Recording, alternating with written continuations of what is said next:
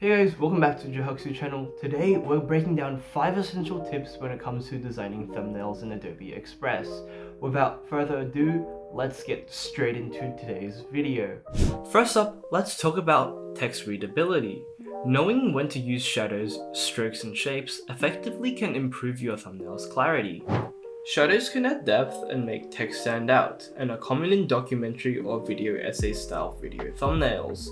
You can customize your shadows in the Shadows tab over here by adjusting the softness, opacity, and distance values.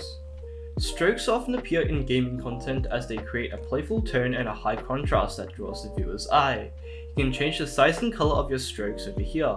Remember, white or black are probably the best stroke colors for maximum contrast. Shapes can frame or highlight key elements, adding focus, and can appear in various video topics. You can customize which shape you want, the color of it, the size, and whether it masks your text. Each technique tells its own story, and knowing when and how to use them will make your thumbnails pop. Tip number 2, let's keep things practical. YouTube has a 2 MB file size limit for thumbnails. To stay under the limit without compromising quality, download your thumbnails as JPEGs instead of PNGs. It's a quick fix that saves you headaches and ensures a smooth upload process every time. Tip 3 is a big tip. Avoid relying too much on the generative AI feature embedded into Adobe Express. While the tool may be really tempting to use, they often make designs feel inauthentic. Instead, use AI as a helping hand.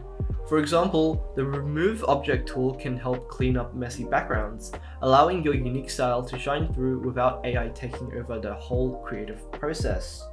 Efficiency is everything when designing thumbnails. Learn how to lock and group layers to keep your workspace organized in Adobe Express.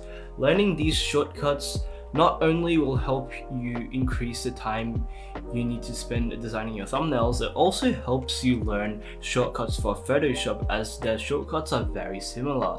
Learning to use these shortcuts could possibly help you in the future, or if you already have experience in Photoshop, this will come very naturally to you.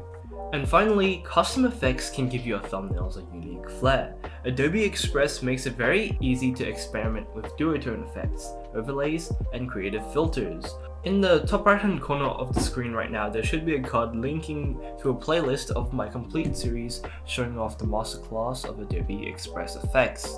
Please go check it out if you have the time. And that's it for today's video.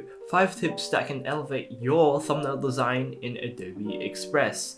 If you found this video helpful, please consider leaving a like, and if you enjoyed the content, maybe even subscribing. I'd love to know your thoughts about what content I should make next.